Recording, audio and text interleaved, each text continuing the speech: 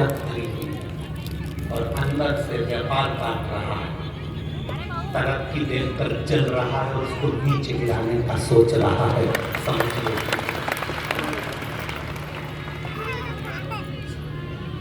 जितना जहर सांप के विष में नहीं है, जितना जहर बिच्छू के डंक में नहीं है, उससे ज्यादा जहर आज के आदमी के अंदर भरा कर चले जा रहा है।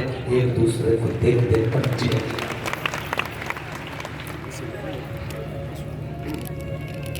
हे मेरी जीजियों, मेरी बहुओं से निवेदन है बेटा, मेरी बेटियों से निवेदन है, मेरी बहुओं से निवेदन है, मेरी बेटियों से निवेदन है, तुम्हारे घर में जितने सदस्य हैं, सास अपशब्द कहे ना बेटा, कभी बुरा ना मानिए।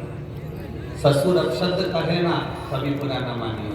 सास अपनी पूरी दौलत उठाकर अगर अपनी जेठानी को भी दे देना तो आंख में आंसू नहीं आना चाहिए। पूरी प्रॉपर्टी उठाकर किसी को दे दे तो रोना नहीं, तो कि भोलेनाथ पर भरोसा रखना होगा। बेटियों, ये कभी मत सोचना कि तुम्हारी सास ननद को स्नेह करती है, हमसे तो बात तक नहीं करती। जो घर में नई साड़ी आती है वो ननद को उठा कर दे देती है, कुछ आया तो ननद को उठा कर दे देती है, दे दे, तो टेंशन मत। कई माताएं कहती मेरा पति कमा कमा कर मरे जा रहा है, मेरी सास उठा उठा कर दिया जा रही है। ये जान लेना कि तुम्हारे पति का पूर्व का कोई कर्जा होगा, तो ये सब रिश्तेदार उसको निचोड़ निचोड़ कर लेकर पूर्व का कर्जा होगा तुम्हारा, जो आज निचोड़ कर लेकर जा रहे हैं। इतना बड़ा दिल रखना, इतना बड़ा दिल रखना, सास किसी को उठाकर पूरी प्रॉपर्टी भी दे दे तो चिंता मत करना।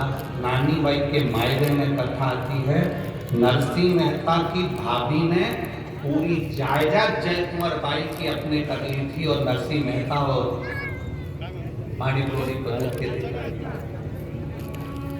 नरसिंह मेहता की पत्नी को धक्के देकर निकाले हैं, नरसिंह मेहता को धक्के देकर। और नरसिंह मेहता की जो भाभी थी उसने पूरी प्रॉपर्टी अपनी कर ली, पूरा सोना चांदी हीरा पन्ना सब अपना कर लिया, बाद में इनको धक्के मार कर निकाला। जरा विचार करना, जिसको धक्के मार कर निकाला था वो नरसिंह मेहता रोते रोते शंकर जी के मंदिर में गया। अगर आपने नानी बाई का मायरा सुना होगा तो उसमें लिखा है, नरसिंह मेहता रोते रोते शिव जी के मंदिर में गया था। नरसिंह मेहता सांवरिया का भजन करता था, सांवरिया का पूजन करता था, सांवरिया की भक्ति करता था, पर जिस समय उसे घर से निकाला तो वो शंकर के मंदिर में गया। शिव मंदिर में जाकर शंकर के शिवलिंग से लिपट कर रोता रहा, आंख से आंसू बहते रहे, मुख से कुछ कहा। संसार के लोग उससे कहते हैं जो तुम्हारी सुनता ही नहीं। तुम्हारे को दुख आया, परिवार वालों से कहा, परिवार वाले क्या कर रहे हैं? तुम्हारे ऊपर कष्ट आया, तकलीफ आई, परिवार वाले क्या कर रहे हैं? तुम्हारे जीवन में तकलीफें बढ़ी, कष्ट बढ़ा, परिवार वालों से कहा, क्या कर रहे हैं? आपने अपना दुख उसको सुनाया जो कुछ नहीं कर सकता। अगर ये दुख जैसे नरसिंह मेहता ने शंकर जी के शिवलिंग का स्पर्श कर गले लगकर उसको सुना दिया तो देवाधिदेव महादेव ने नहीं आ पाया, उसने नहीं आ पाया। सारी प्रॉपर्टी नरसिंह मेहता के बड़े भाई ने रख ली, बड़ी भाभी ने रख ली, नरसिंह मेहता को धक्के देकर निकाल दिया। शंकर जी के मंदिर में नरसिंह मेहता पड़ा रहा। समय आया, नरसिंह मेहता के लिए शिव जी प्रसन्न हो गए। दुनिया का पहला संत था जो मरा नहीं था, सात शरीर वैकुंठ गौलोक धाम तक गया था, शंकर जी के साथ भगवान का दर्शन करने गया। दुनिया का पहला संत नरसिंह मेहता। क्या दिया भगवान भोलेनाथ ने? सारी दुनिया का धन दौलत संपदा सब भोलेनाथ ने नरसिंह जी को दे दी, सांवरिया जी के।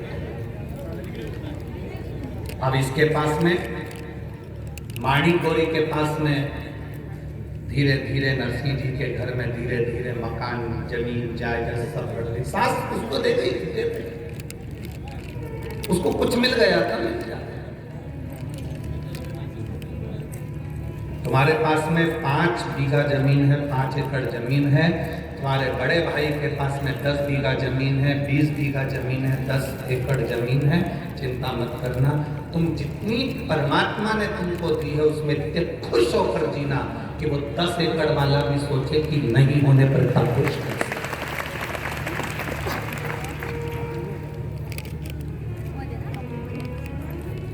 आज हमारे वो सूरत वाले सुमानी जी आए थे, तो वो कह रहे थे गुरु जी एक हमारी पास वाली में कोई पड़ोस में रहती है और वो बहुत साधारण है, बहुत दुखी है, शायद जिंदगी में सबसे ज्यादा दुखी हुई।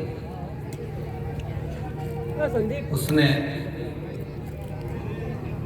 शिव जी का नाम लेकर अपने बच्चों को पालने के लिए, परिवार को पालने के लिए थोड़ा बहुत मठरी और ये चकली और नमकीन का काम चालू करा। उसने ये भेजा है। पर गुरु जी हमारे जी कह रहे थे सूरत वाले कि इतना दुख था, पहले रोती थी।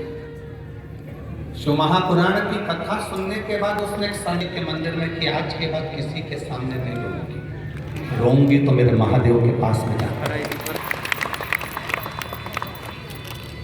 अब जब भी किसी रिश्तेदार से मिलने के लिए या कोई रिश्तेदार मिलने के लिए आता है तो हंसती है, प्रसन्न होती है, खुश होती है, इतनी प्रसन्न